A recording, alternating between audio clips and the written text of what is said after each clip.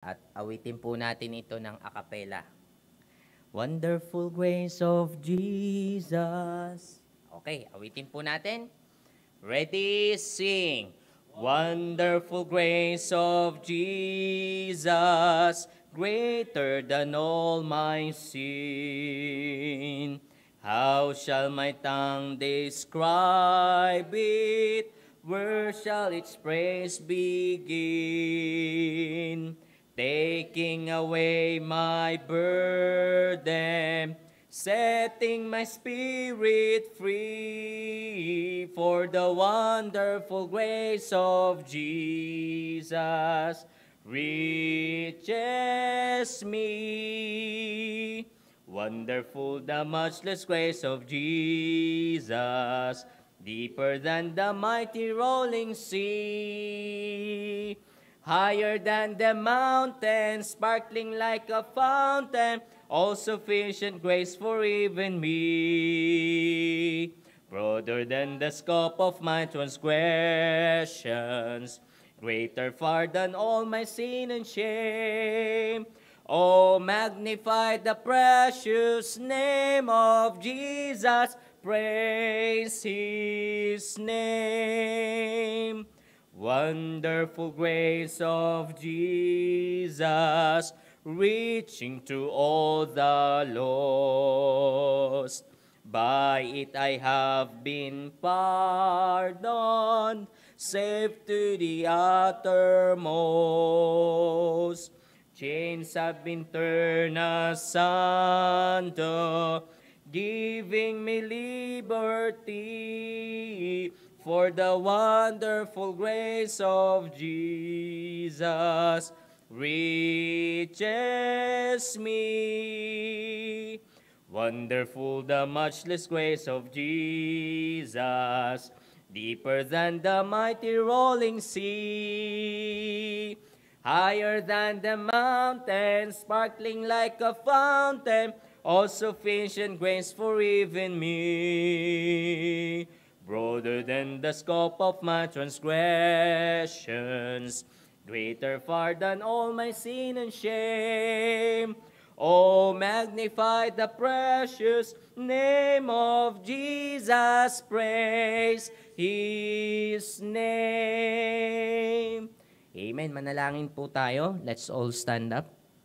Lord, salamat po sa pagkakataon pong ito ng pinagkaloob niyo po sa amin at salamat Panginoon na kami po ay dinako niyo po sa tahanan pong ito o sa bahay-sambahan pong ito para muli ay luwalatiin kayo Panginoon at muli po kami makapakinig ng iyong salita at makalapit po sa inyo sa pamamagitan po ng pananalangin. Lord, sa aming mga kasalanan, humingi po kami ng mga ng kapatawaran at sana Panginoon, bigyan niyo po kami ng malinis na puso ngayon sa aming pong pagsamba sa inyo, sa aming pong paglapit po sa inyo Panginoon at tulungan niyo po kami na patuloy po gawin ang iyong kalooban katulad po ng pagsamba Panginoon at hiniling po namin na gabayan niyo po kami ng banal na espiritu maging ang aming pong pastor mamaya sa kanyang pong pagtuturo at sa bawat isa po sa amin tulungan niyo po kami na makadalangin sa inyo at i-remind niyo po kami Panginoon sa mga tao na amin pong ilalapit po sa inyo, sa mga kapatiran po na amin pong idadalangin sa inyo Panginoon. At sa gabi pong ito, hinihiling po namin ang patnubay po ninyo sa bawat isa at sa mga kapatiran pa po namin na papunta pa lamang po dito. Ingatan niyo po sila at kayo po nawa ang maluwalhati sa aming pong kalagitnaan. Ito po ang aming dalangin sa pangalan ni Jesus. Amen. Sige po, pwede na po kayong makaupo at muli po tayong aawit. Ayan. Our next song is Jesus Paid It All. Ayan. Jesus Paid It All.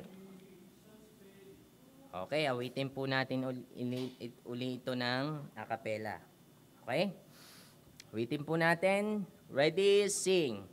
I hear the Savior say, Thy strength indeed is small. Child of weakness, watch and pray. Find in me thine all in all. Jesus paid it all to him I owe.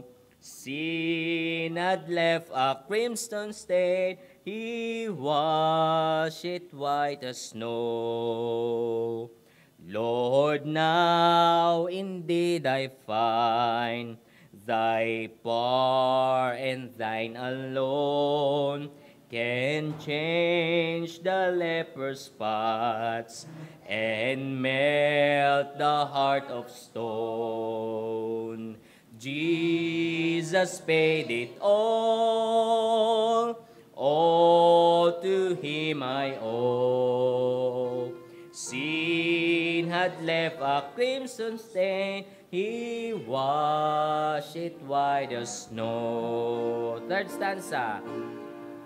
For nothing good have I, whereby thy grace to claim. I'll wash my garments white in the blood of Calvary's Lamb. Jesus paid it all to him I owe. Sin had left a crimson stain, he washed it white as snow. And when before the throne I stand in him complete, Jesus died my soul to save, my lips shall still repeat, Jesus paid it all to him I owe. Sin had left a crimson stain, he washed it white as snow. Amen. So tawagin ko po ang ating pastor para po sa mga ilang announcements po.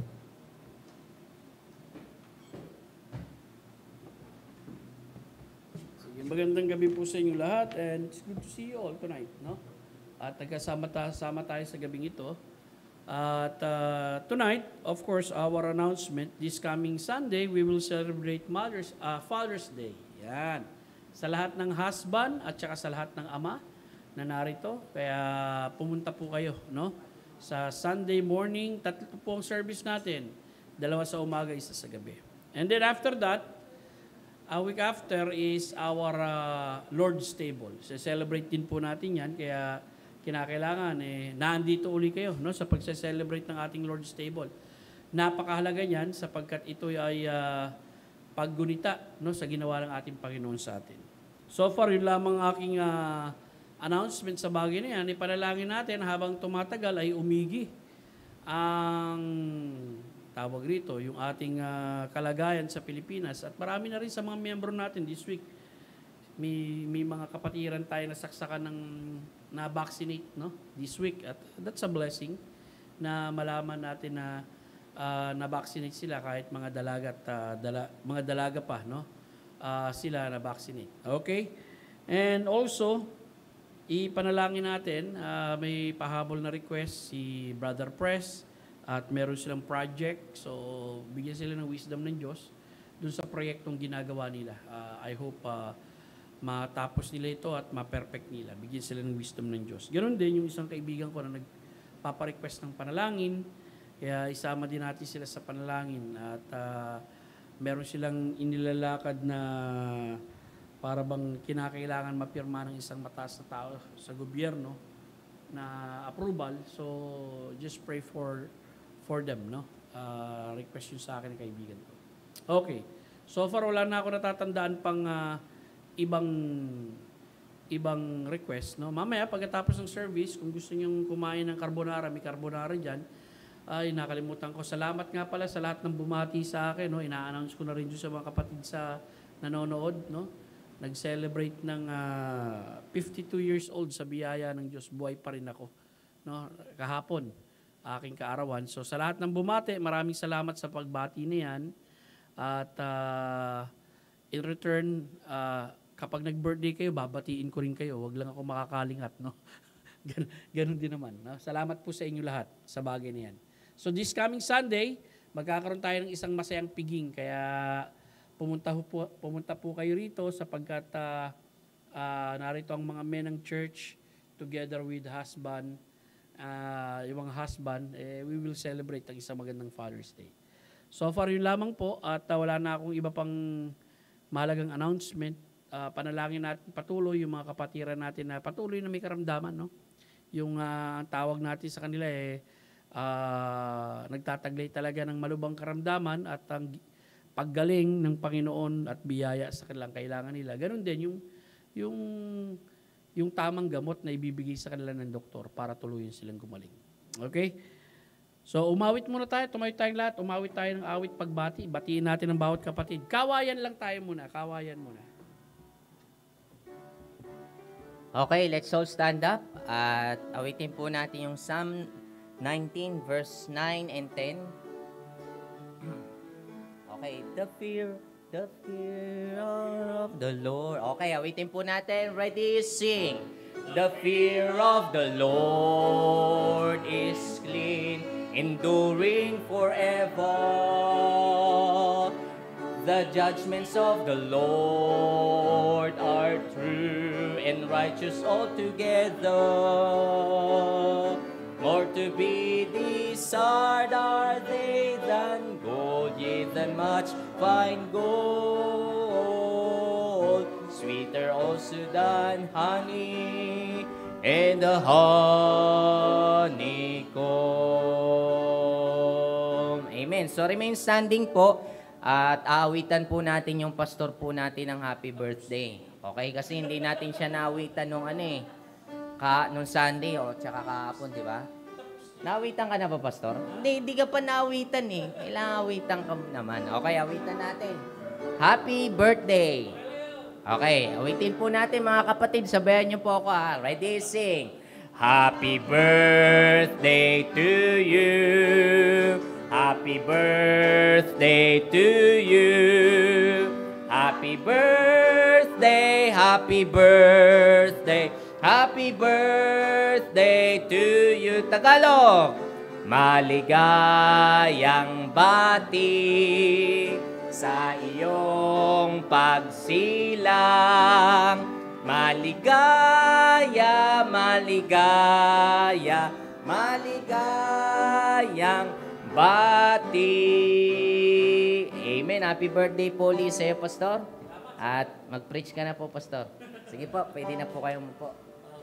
Kahapon ko rin nalaman yung isang teacher ko sa Bible School, si Virginia Diamante, spiritual birthday naman, no? Spiritual birthday niya. Nakakilala siya sa Panginoon bilang tagapagligtas, June 15 din. At that's a blessing. Okay?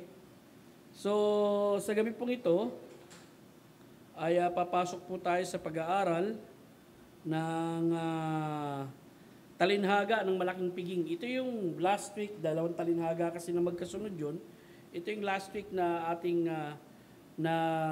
tawag dito, nakaligtaan, no? Hindi naman nakaligtaan, kung talagang hindi natin natalakay dahil mahikahabaan din. So, ang gagawin muna, tumayo muna tayong lahat, magbasa tayo ng salita ng Diyos. Okay? And then, salitan tayo magbasa. And then, andito na yung babasahin natin. Nandiyan na, no? Verse 12 ako, verse 13 kayo, and so on and so forth, hanggang sa matapos. Okay? So, let's read. Si Jesus ay nagsabi rin sa nag-anyaya sa kanya, sinabi niya, kapag naghanda ka ng agahan o hapunan, huwag mong tawagin ang mga kaibigan mo, huwag mong tawagin maging mga kapatid mo, o mga kamag-anak mo, huwag mong tawagin ang mga kapitbahay mong mayayaman. Kung gagawin mo yon, ikaw ay aanyayahan din nila at gagantihan kanila. Verse 13.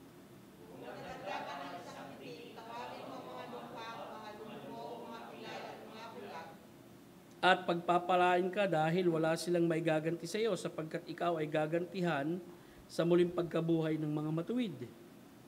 Verse 15, basa.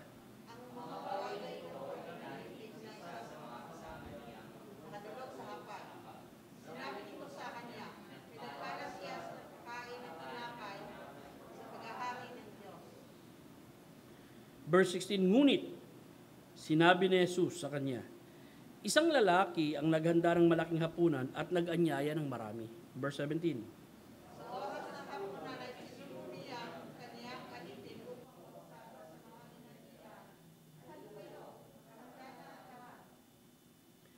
Ang lahat sa iisang paraan ay nagsimulang magdahilan. Ang una ay nagsabi sa kanya, bumili ako ng isang bukid. Kailangan ko ito puntahan at tignan. Ipinakikiusap ko sa iyo, pagpaumanhin mo ako.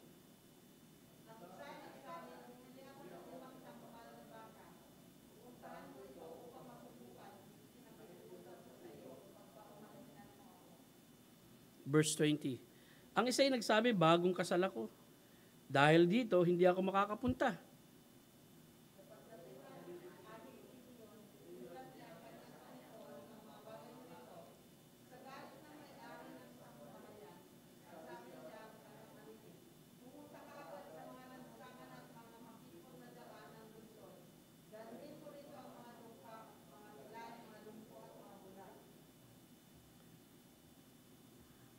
Verse 22, sinabi ng alipin, Panginoon, nagawa na ang ayon sa iniutos mo, at mayroon pang lugar.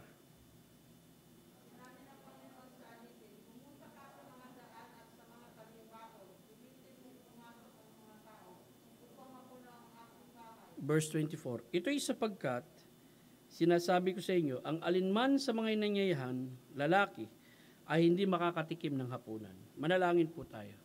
Salamat, Panginoon Diyos, sa oras na ito na ipinagkaloob mo. Patnubayan mo kami sa pag-aaral na ito mula sa iyong salita. At dalangin ko ikaw malwalhati, buksan mo aming puso't isipan sa mga katotohanan ito.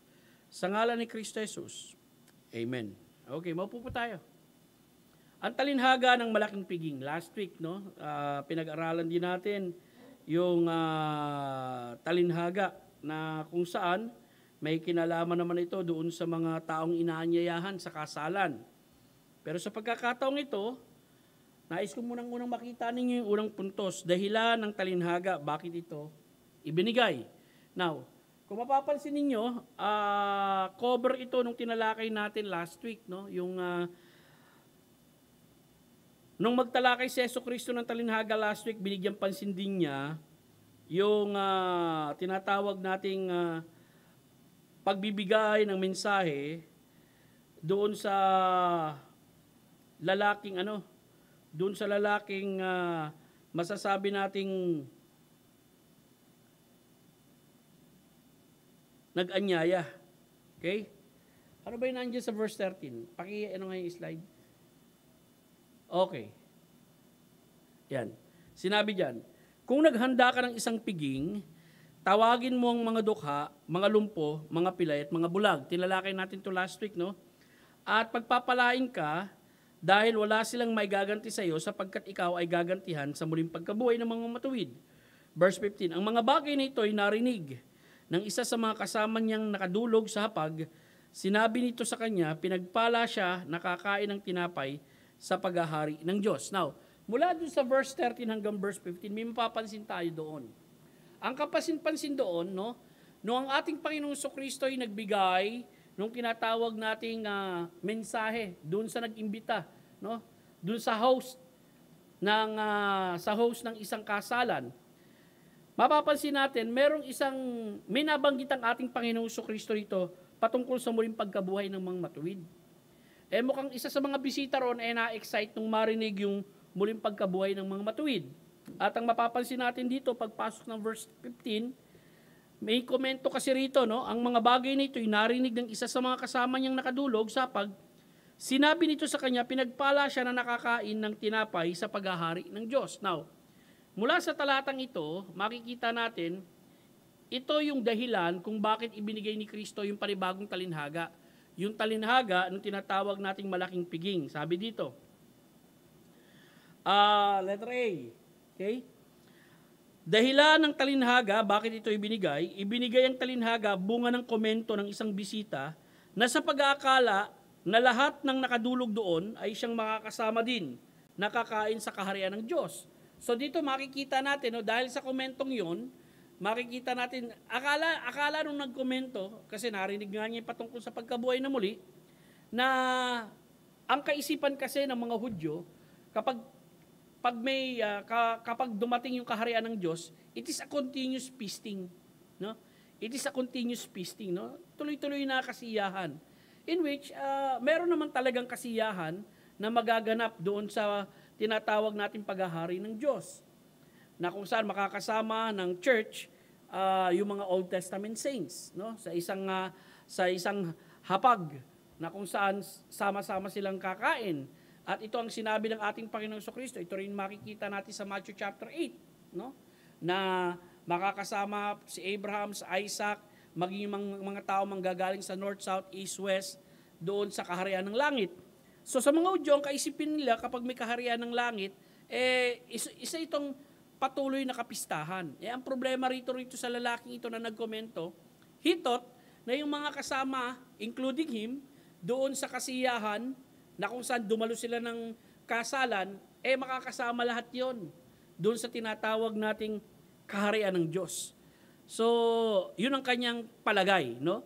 And it is a false hope. Bakit? Kasi makikita natin dito, mula sa obserbasyon sa talinhaga, 2 punto, makikita natin, nagsimula si Kristo doon sa salitang ngunit. Okay? Nung magsalita siya sa salitang ngunit, nais nitong salitang itong sawatain, yung maling paniniwala ng lalaki, baka may false hope kasi siya, na siya maging yung mga kasama ni Kristo doon sa hapagkainan na yon, in which yung mga yon ay mga Pariseyo, makakapunta nga rin sa kaharian ng langit. Pero dito nais kong makita ninyo, nagbigay ang ating Panginoong Kristo ng talinhaga. Babasahin muna natin talinhaga and then magkakaroon tayo ng obserbasyon dito. Unang-una, sabi nito, ngunit sinabi ni Jesus sa kanya, isang lalaki ang naghanda ng malaking hapunan. So, isang malaking piging. At nangyari ito sa hapon, no? Magagabi na. At nag-anyaya ng marami. Sa oras ng hapunan ay sinugo niya ang kanyang alipin upang magsabi sa mga inanyayahan, "Hali kayo, nakahanda na ang lahat." Ang lahat sa iisang paraan ay nagsimulang magdahilan. Ang unay nagsabi, "Bumili ako ng isang bukid, kailangan ko itong puntahan at tignan, ipinakikiusap ko sa iyo, pagpaumanhin mo ako." Verse 19, ang isa ay nagsabi, "Bumili ako ng 5 tambal na baka, pupuntahan ko ito upang masubukan, ipinapakiusap ko, pagpaumanhin mo ako."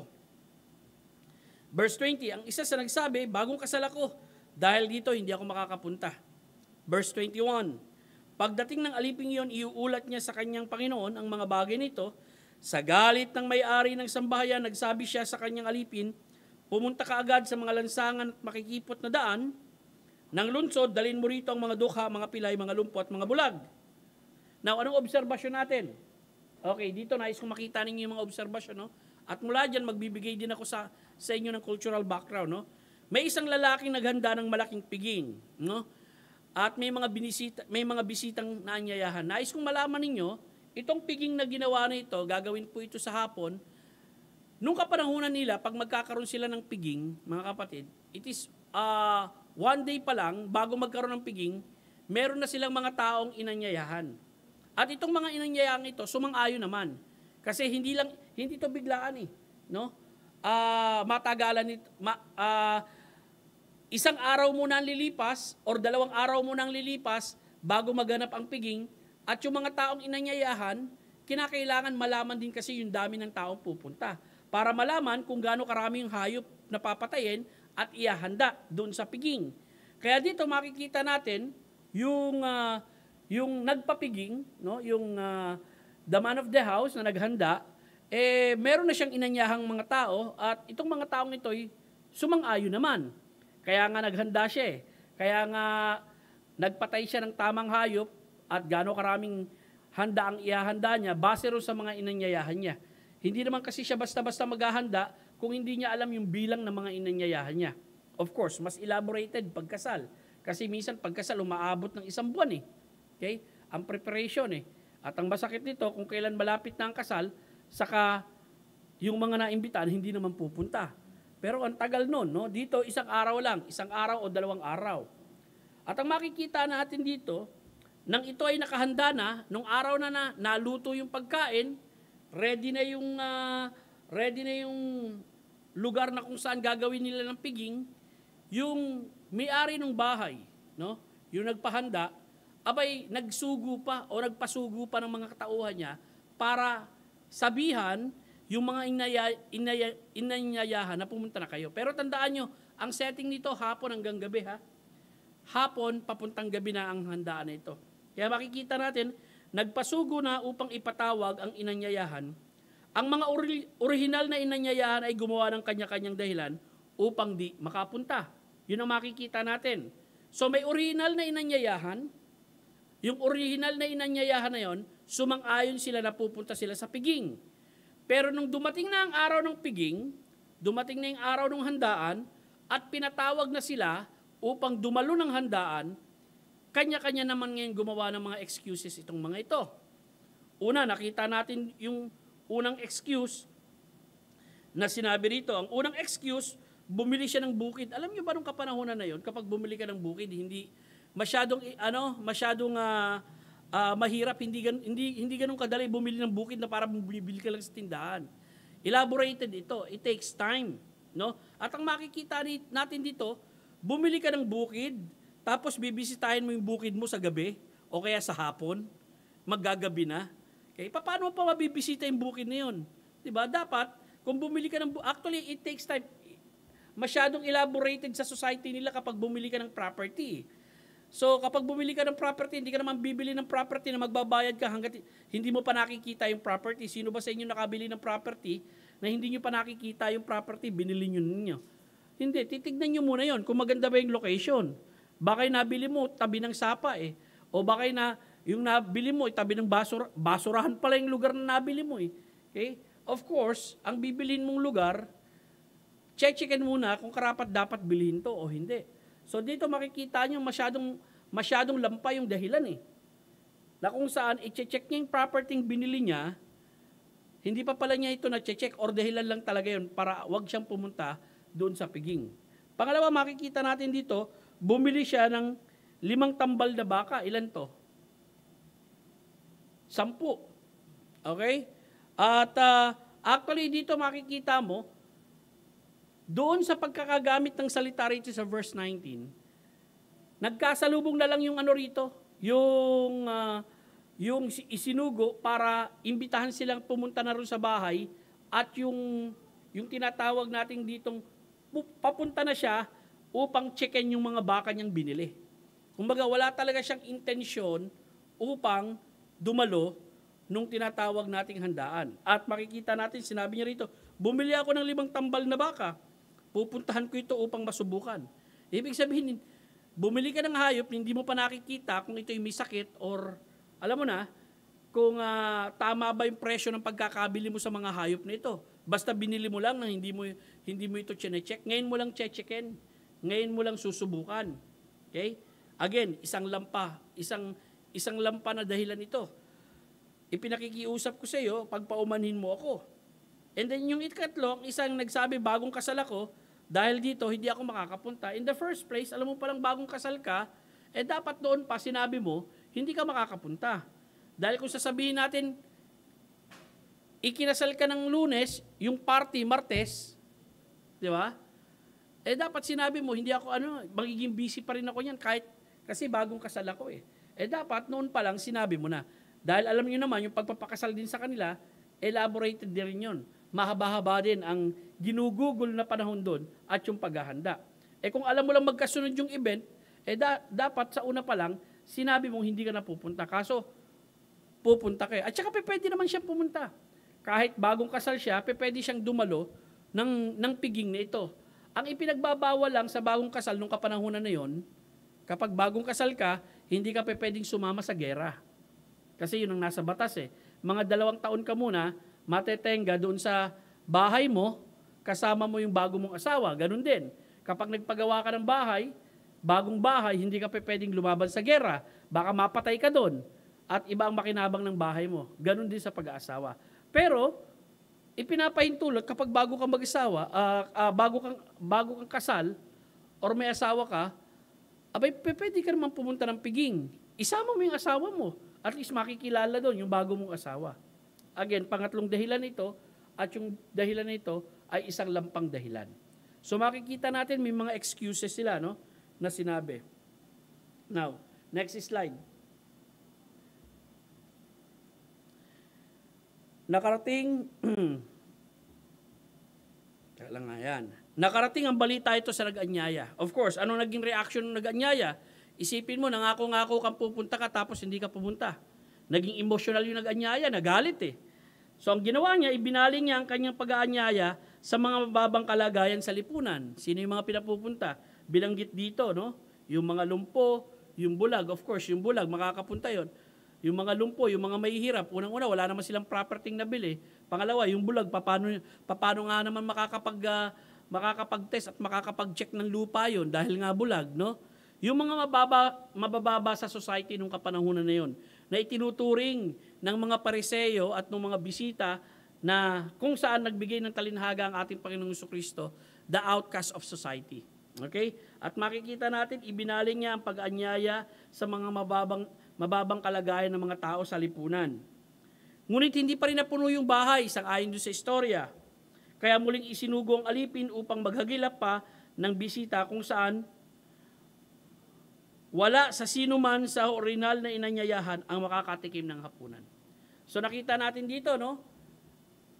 Inanyayahan na yung mga mababang kalagayan sa lipunan, and yet yung bahay, kumbaga, siguro napakalaki talaga ng bahay, kulang pa rin. Gusto nung naghanda na wag masayang yung kanyang mga hinanda. Kung ito man ay napakarami at napakasarap, so ang nais niya, pinatawag niya uli yung kanyang alipin, isinugo niya kung saan-saan, maghagilap ka ng bisita, puwersahin mo silang pumunta rito para makadalo sila ng aking piging. Okay? At walang sino man, yun ang bili niya, no? Walang sino man doon sa mga original na inanyayahan ang makakatikim ng aking hapunan. Mabigat yung kanyang mabigat yung kanyang direktiba, no? So, baka kasi magbagong isip pa yung mga original na inanyayahan at humabol. Sabi niya, hindi na po pwedeng makapunta rito. Walang makakatikim sa kanila sa aking hapunan. Ang tanong natin, ito yung obserbasyon natin na nakita natin dito sa istoryang ito. No? Ang tanong natin, anong kahulugan ito? Okay? Ano ito sa atin? At ano ito sa kanila nung kapanahunan na yon nang ito ay sinabi ng ating Panginoong Jesucristo. Tandaan nyo, ang ating Panginoong Jesucristo nang binigay ang talinhagang ito na sa isang kasalan siya, isang handaan. At yung handaan na yon, handaan ng kasalan. Okay? At doon sa handaan na yon, of course, maraming mga Pariseyo, kaya nga nagbigay ng unang talinhaga ang ating Panginoong Jesucristo, kasi yung mga bisita nung kapanahunan na yon, gusto nila yung pinakamagandang lugar doon sa handaan. Yun ang unang talinhaga na ibinigay ng ating Panginoong Jesucristo. And then ito yung pangalawang talinhaga, no? Na makikita natin dahil nga doon sa komento na ibinigay ng lalaki na iniisip niya, may false hope siya na narito tayo sa handaan, maari itong mga kasama ko rin sa handaan, maging ako, magkakasama rin kami o magkakasama tayong lahat sa kaharian ng Diyos. Pero nakita natin, mula sa talinhagang ito, makikita natin mukhang hindi yun ang mangyayari. Dahil sa istoryang ito, ang kahulugan nito, simple lang. No? Nais kong makita ninyo, ang ikatlo, ang kahulugan ng talinhaga. Ang mga Hudyong tumanggi sa imbatisyon ng kaligtasan ay nawalan nito.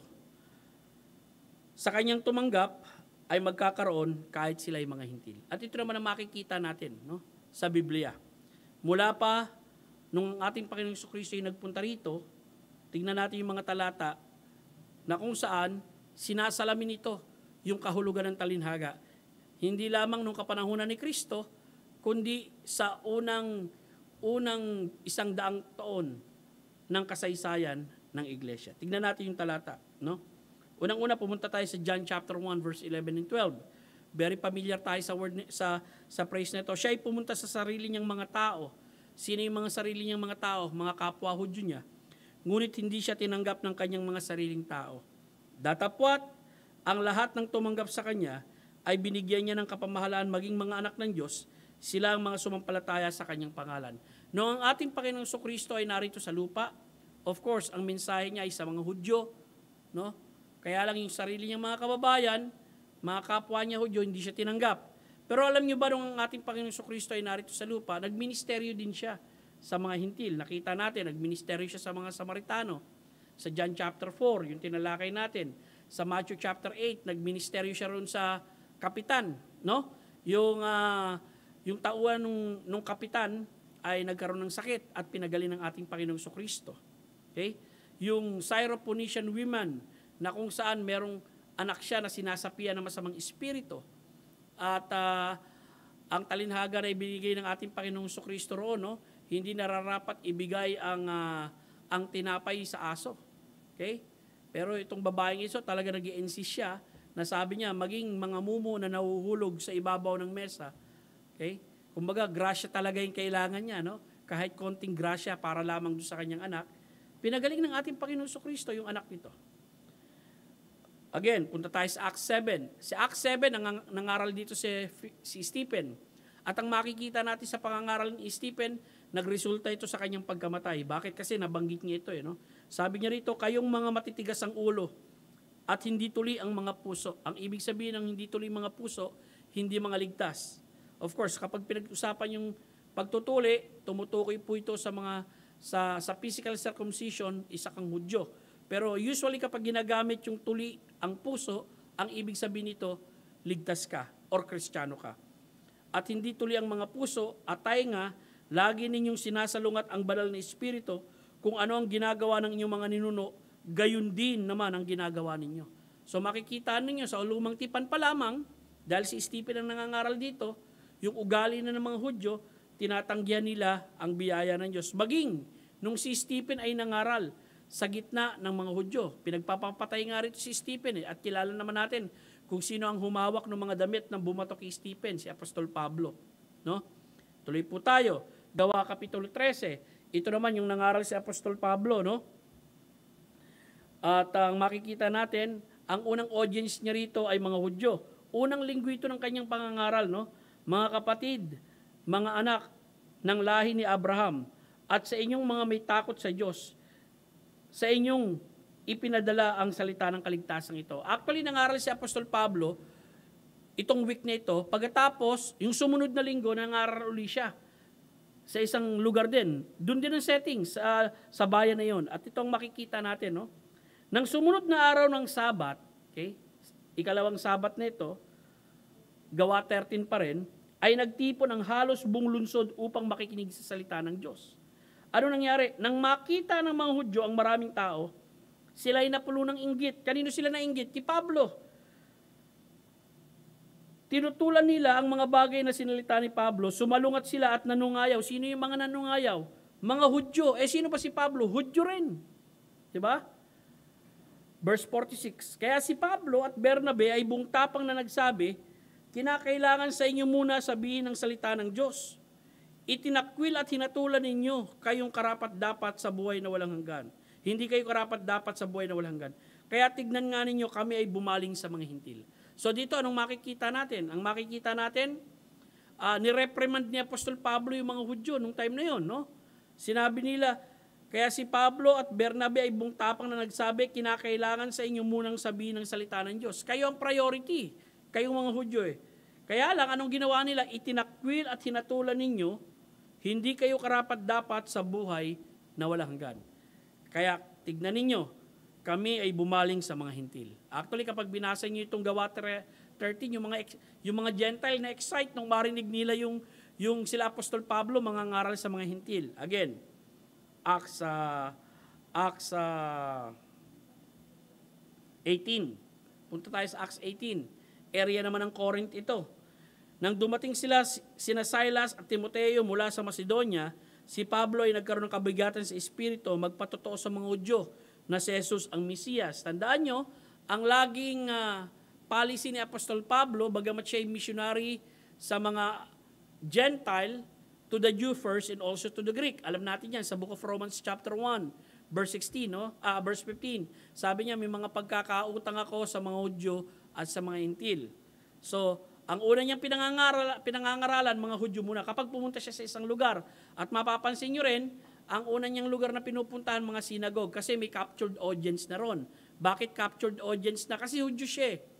At si Apostol Pablo bilang Hudyo, Pariseo siya. So akala ng mga tao, kapag pumunta siya sa sinagog, visiting teacher siya. At isang visiting teacher, binibigyan siya ng opportunity mangaral. So naandun yung captive audience, mga Hudyo.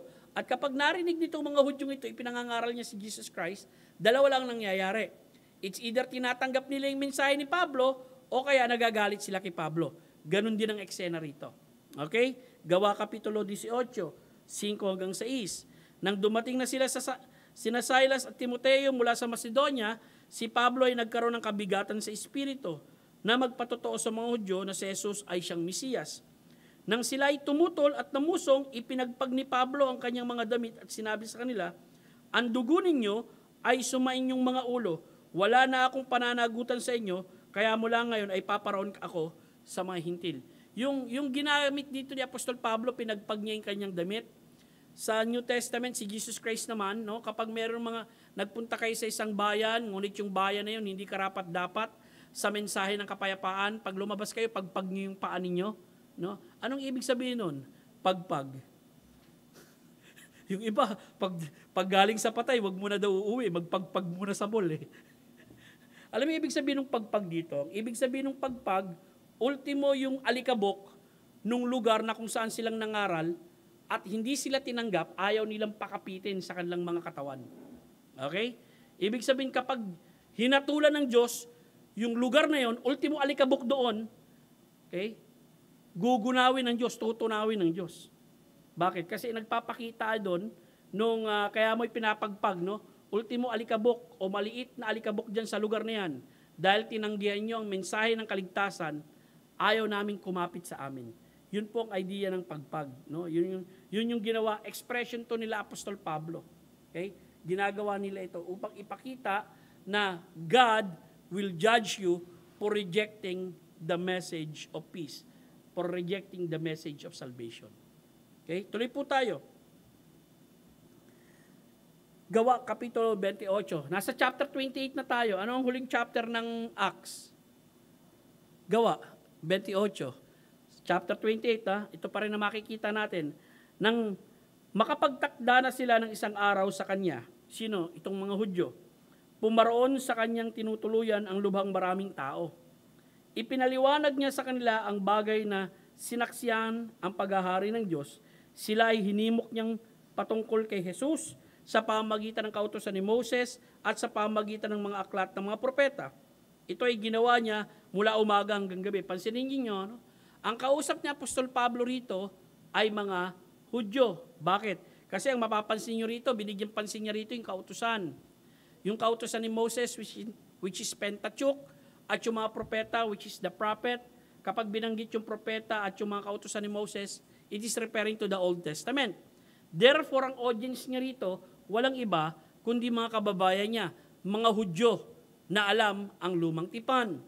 Well, tandaan nyo, si Apostol Pablo nakikipag-usap din sa mga Gentile at ang minsan, ang bottom line ni Apostol Pablo kapag nakipag-usap siya sa mga Gentile, ang Diyos ay manlilikha ng lahat ng bagay. Pero dito makikita natin, binibigyan niya ng diin ang lumang tipan sapagkat ang audience ni Apostol Pablo ay mga Hudyo katulad niya rin. At mula sa lumang tipan, pinatutunayan niya na si Kristo yung Misaya. Isipin mo yan, mga kapatid, no? Isipin mo yung mga apostoles nung kapanahunan ng ating nung bagong tipan, no? The first century apostles, makikita natin when they preach the word of God, they preach the Old Testament. Kasi yun lang ang Bible na meron sila eh. New Testament is still in the making. And yet makikita natin mula sa lumang tipan na ipangangaral nila si Kristo. Dapat nga yan ang magbigay na higit ng iba yung sa atin, inspirasyon. Kasi ngayon meron na tayong bagong tipan. At napakaraming pangalan ni Jesus Christ, no, na makikita natin sa bagong tipan. Silang ipinangangaral lang nila yung mga hula patungkol kay Kristo at yung kaganapan ng hula. Pero tayo, ang may papangaral natin ngayon, no, yung plano pa ng ating Panginoong Kristo sa muli niyang pagbabalik hanggang hinaharap. Kaya dapat higit na mas masigasig tayo sa pangangaral patungkol sa ating Panginoong Kristo. Now, verse 24. Ang ilan ay naniwala sa mga bagay na sinabi niya at ang ilan ay hindi naniwala. Nang sila ay hindi magkaisa, umalis sila. Pagkasabi ni Pablo ng isang pananalita, tama ang pagkasabi ng banal na espiritu sa ating mga ninuno sa pamagitan ni Propeta Isaias. Sinasabi, pumunta ka sa mga taong ito at sasabihin mo sa pamagitan ng pakikinig ay makakarinig kayo ngunit hindi kayo makakaunawa. Sa pagtingin ay makakakita kayo, ngunit hindi kayo makatatalos. Ito ay sapagkat ang mga puso ng mga taong ito ay matigas na, at nahihirapan ng makinig ang kanilang mga tenga. Ipinikit na nila ang kanilang mga mata. Baka sa anumang oras makakita pa ang kanilang mga mata, makarinig ang kanilang mga tenga, makaunawa ang kanilang mga puso, at manumbalik sila, at sila'y aking pagalingin. Anong ibig sabihin nito? Dito ay pinakikita ni Apostol Pablo using Isaiah kung ano ang naging ugali nung kanyang mga tagapakinig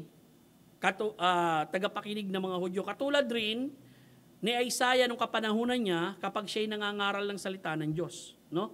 Naalala niyo kung makikita niyo yung Isaiah chapter 6. Brad, kaya mo bang i-post dito Isaiah 6? I-share ko lang yung sinabi sa inyo ni Isaiah. Yung calling niya. Yung calling ni Isaiah. Okay? Isaiah 6. And then, mula sa Isaiah 6, tatalon tayo sa Roma mamaya. Okay, paki-post lang para at least ma-appreciate natin. Tignan natin dito yung calling na Isaiah. Italon mo hanggang verse 4. Verse 4. Yan. Ito yung calling na Isaiah. At ang mga pundasyon ng mga pintuan ay nayanig sa tinig ng sumisigaw, at ang bahay ay napuno ng usok. Tuloy. Nang magkagayon, sinabi ko, kahabag-habag ako. Ako'y napahamak sapagkat ako'y lalaking maruming labi. Ako'y naninirahan sa gitna ng bayan na may maruming labi, sapagkat nakita ng aking mga mata ang hari, ang Panginoon ng mga hukbo. Ito yung vision ni Isaiah, no? At ito rin yung panahon na kung saan unang-una nakita ni Isaiah yung pagiging makasalanan niya, and then kinakailangan niya ng paglilinis mula sa Diyos na magkagayon, lumipad, papalapit sa akin ang isa sa mga seraphim na may baga sa kanyang kamay, na kanyang kinuha ang sipit mula sa dambana. Tuloy. Inilapit niya ito sa aking bibig at nagsabi, ngayon, lumapat ito sa iyo, ang mga labi, ang iyong kasamaan ay naalis na, at ang iyong kasalanan ay pinatawad na. Dito, yung kapatawaran ay binigay ng Diyos kay Isaiah. Verse 8. At narinig ko ang tinig ng Panginoon na nagsasabi, sinong susuguin ko? At sino nga hayop para sa atin? Na magkagayon, sinabi ko, narito ako, suguin mo ko. Ito yung calling ni Isaiah, at ito yung pagboboluntaryo ni Isaiah sa pagtawag ng Diyos sa kanya. Tuloy. At sinabi niya, ikaw ay humayo. Diyos ang nagsasalita, at sabihin mo sa bayang ito, patuloy kayong makinig, ngunit huwag niyong unawain. Patuloy niyong tignan, ngunit huwag ninyong alamin. Tuloy. Patabain mo ang puso ng bayang ito at iyong pabigatin ang kanilang mga pandinig at iyong ipikit ang kanilang mga mata, baka sila'y makakita ng kanilang mga mata at makarinig ng kanilang mga tainga at makaunawa ng kanilang mga puso at magbalik loob at magsigaling. Tuloy. Na magkagayon sinabi ko, O Panginoon, hanggang kailan? Anong ibig sabihin nito? Nung nagtanong si Isaiah, ibinigay ng Diyos sa kanya, no? Na magmensahe ka sa mga taong ito. Pero alam na ni Isaiah, yung mga taong may mensahihan niya, matitigas ang ulo. Alam ni Isaiah, yung mga taong may mensahihan niya, hindi makikinig sa kanyang salita. Bakit? Kasi sinabi na ng Diyos sa kanya. No? Ang tanong niya, hanggang kailan ako magme-mensahe rito? Isipin mo si Isaiah, mensahe ng mensahe, and yet yung audience niya, patuloy na magre-rebelde at magre-rebelde sa Diyos. Ang tanong ni Isaiah, hanggang kailan? Hanggang kailan ako mangangaral sa mga taong ito? Ang sagot ng Diyos, at siya'y sumagot, hanggang sa ang mga lunsod ay magiba, na wala nang nanirahan, at ang mga bahay ay mawala ng tao, at ang lupain ay maging lubos na mawasak. Alam niyo hanggang kailan si Isaiah nagmensahe? Hanggang Babylonian captivity. Ibig sabihin dito, makikita natin yung mandate ng tao ng Diyos, no? Hindi ito yung tipong nangaral siya, walang nakinig, na-discourage na, nag-quit na sa ministry. Hindi. Sa Isaiah, kahit walang nakinig, tuloy pa rin siya sa pangangaral hanggang sa dumating yung judgment ng Diyos dun sa bayan na yun. Well, dito ginamit ni Apostol Pablo yun eh.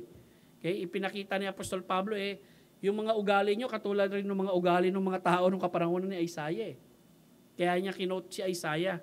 Bakit? Kasi nga, may pandinig sila, di naman sila nakikinig. Ang idea po ng hindi nakikinig, no, na may pandinig sila, may physical ear sila, pero yung spiritual ear nila ayaw nilang makinig, isinasarado nila sa mensahe ng salita ng Diyos. Well, the same is true today. No? Kahit nga ang tao nasa church, maaari ang kanyang puso't isipan, wala sa pakikinig ng salita ng Diyos. Wala ang atensyon doon.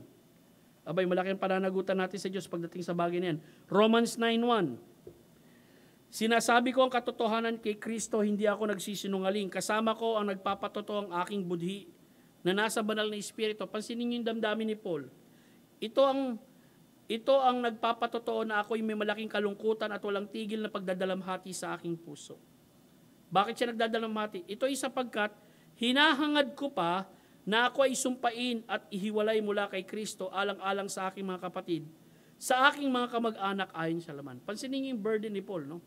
Mas gugustuhin niya, siya na lang mapunta sa impyerno eh. Tapos yung kanyang mga kababayan, talagang magkaroon ng kaligtasan. Bakit? Kasi ipinakita rin ni Apostol Pablo yung privileges na meron yung kanyang mga kababayan eh. And yet they are continue rejecting the salvation that God, Jesus Christ, through Jesus Christ is offering to them. Ano yung mga privilege ng Hudyo? Sila ay mga taga-Israel. Sa kanila ang pag-ampon. Chosen people sila eh. Ang kalulatian at mga tipan, nakita nila yung kalulatian ng Diyos sa lumang tipan through the tabernacle. At yung Shekinah na glory. No? At ang mga tipan, Old Testament, no? Yung iba-ibang tipan, Noahic Covenant, Abrahamic Covenant, Mosaic Covenant, Palestinian Covenant, Davidic Covenant, nasa kanila yung mga tipan na yun. At ang pagbibigay ng kautusan, the 613 laws. Nasa kanila rin ang mga paglilingkod at mga pangako. Isipin mo yung pribileyo na yan. Sa kanila rin nagmulang mga ninuno at si Kristo sa pamagitan ng laman ay nagmula sa kanila. Siya ang pinakadakila sa lahat, Diyos na pinupuri magpakailanman siya nawa. Isipin mo itong pribileyo nito. Sa dinami-dami ng lahi sa mundong ito, ang pinili ng Diyos na magkatawan tao ay lahing Hudyo. And yet si Jesus Christ, na isang Hudyo, Diyos nagkatawan tao, ay tinatalikuran at tinatanggihan ng kanyang mga kababayan. Yung ebanghelyo ni Kristo na ipinangangaral ni Apostol Pablo, kaya ganun na lamang, kabigat ang kalooban ni Apostol Pablo. Ang laki ng pribileyo na binigay sa atin ng Diyos. Yung tagapagligtas ay Hudyo, ay niya tinatanggihan nyo yung tagapagligtas na yan. Mga kapatid, yun ang makikita natin sa istorya ng malaking piging. No? Makikita natin sa istoryang yun, yung mga inanyayahan at gumawa ng mga excuses, tanda yun ng kawalang pananampalataya sa ebanghelyong ipinangaral ni Kristo. Therefore, yung mga yon hindi na magkakaroon ng kaligtasan. Pero yung mga hentil, no, na makikita natin doon sa kapanahunan din ng mga Hudyo at magpahanggang ngayon, na masasabi natin hindi pinili ng Diyos sa lumang tipan, pero naligtas sila sa pamagitan ng pananampalataya. Bakit? Kasi tinanggap nila ang tagapagligtas. Kaya nga, doon sa John chapter 1, whosoever believes on Him, whether Jews or Gentile, okay, binigyan ka ng karapatan maging anak ng Diyos. And that is the meaning, yung tinatawag nating yung malaking piging. Alam niyo sa ating kapanahunan, maraming excuse ang ginagawa rin ng mga tao para wag sumunod sa Diyos. Marami, no? Kahit nga ang mga Kristiyano, no? Ang daming dahilan para wag sumunod sa Diyos. Pero kung niniwala, ang tunay na Kristiyano, may espiritu ng Diyos, magiging maligalig ang buhay niyan kung hindi yan susunod sa Diyos. Bakit? Kasi patuloy ang espiritu ng Diyos na iko-convict tayo na maging tulad tayo ng ating Panginoong Kristo. Pero kung sa buong buhay mo, nabuhay ka sa pagsuway sa Diyos, baka hindi ka ligtas. Yun lang yun. No? Dahil ang tunay na Kristiyano, susunod at susunod sa Diyos yan. Hindi maaring hindi sumunod sa Diyos yan.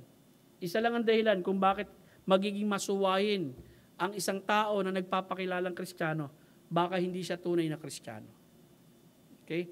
Kaya sa Biblia, mga kapatid, no, makikita mo talaga ang mga katangian ng mga tunay na anak ng Diyos.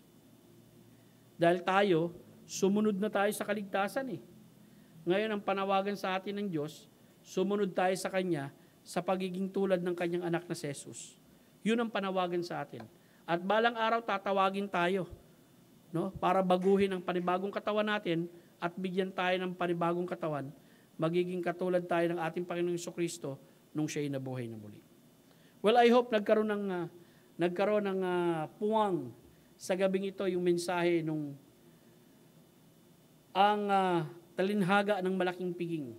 Okay, nakita natin na nagbunsod ang dahilan kung bakit ibinigay yung talinhaga sapagkat nagsimula ito sa komento nung isang lalaki na nandun sa handaan. Na akala niya, may false hope siya, na lahat silang dumalo dun sa handaan, makakasama rin nila ang Diyos dun sa paghahari ng Diyos. Pero nung magbigay ng talinhaga ang ating Panginoong Jesucristo, makikita natin, nire-reflect nito yung mga ugali ng mga taong dumalo sa handaan. Hindi sila makakasama sa tinatawag nating paghahari ng Diyos sapagkat tinanggihan nila si Kristo bilang tagapagligtas nila. Tayo po'y manalangin, mga kapatid. Ang manaming Diyos na nasa langit, tunay nga po na patuloy kang nananawagan at nag-aanyaya sa napakagandang buhay ng kaligtasan kay Kristo Jesus. At ang dalangin ko, Panginoon, sa sino mang tao makakapakinig ng Ebanghelyo ni Kristo na si Kristo ay namatay sa aming mga kasalanan, siya ay inilibing at nabuhay na muli at tanging siya lamang ang makapagbibigay ng tunay na kaligtasan sa amin, nawa ang taong ito'y kilalanin ka bilang tagapagligtas ng kanyang buhay. At ang dalangin ko, Diyos, iligtas mo ang taong ito. Panginoon, tulungan mo kami na in spite of people's rejection, mga taong tumatanggi sa Ebanghelyo ni Kristo, huwag kaming masiraan ng kalooban at panghinaan upang hindi na kami makapagbahagi ng kaligtasan ni Kristo. Hindi kami ang tinatanggihan nila, O Diyos, kundi ang iyong anak na nag-aalok ng kaligtasan. I just pray, O God, tulungan mo pa kami maging masigasig, lalo na sa mga panahong ito. Habang papalapit at papalapit ang iyong muling pagbabalik. Salamat po sa mga kapatid na narito, Panginoon. And I pray that all of us will not have excuses once you call us to serve you in our lives. In Jesus Christ's name we pray these things. Amen. Okay, maglaan tayo, no? Ng ilang minutong panalangin para sa mga kapatiran. Sino po bang may prayer request sa inyo? Meron ba kayong prayer request? Any prayer request? Any additional request na bukod sa mga panalangin na ipinapanalangin natin kada Wednesday? Wala na? Sino pa meron? Kapatid ni Mildred, anong meron? May ano? Na-aksidente. So, ang pipipray natin, yung recovery, yung healing. Sige, pag-pray din natin si Kuya Pres. At sino pa? Pag-pray natin isang kaibigan ko, pangaran Rory, at saka June Roma. No? Pag-pray natin yung this coming Sunday, yung Father's Day. And I hope that fathers will come and respond dun sa ating panawagan ng pagse-celebrate ng Father's Day. Okay? So sige, magbigay na muna tayo ng oras and then we will proceed with our closing prayer.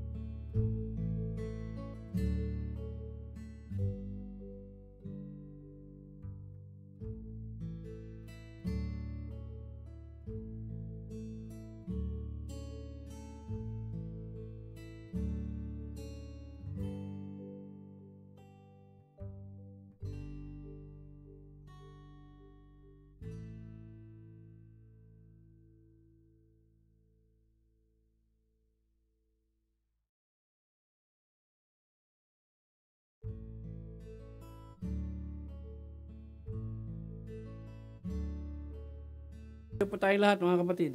Let's close in prayer. Ama naming Diyos na nasa langit, we are so thankful that you gathered us tonight. We are so thankful that our people here are praying for the different requests, Lord, and petition that we have in our lives. Dalangin ko, Panginoon, dinggin mo aming mga panalangin, lalo na yung mga taong nabanggit namin kanina, sa kanilang mga pangangailangan, tulong, kagalingan, at pag-ibig nila. And also, I pray for our church, Lord.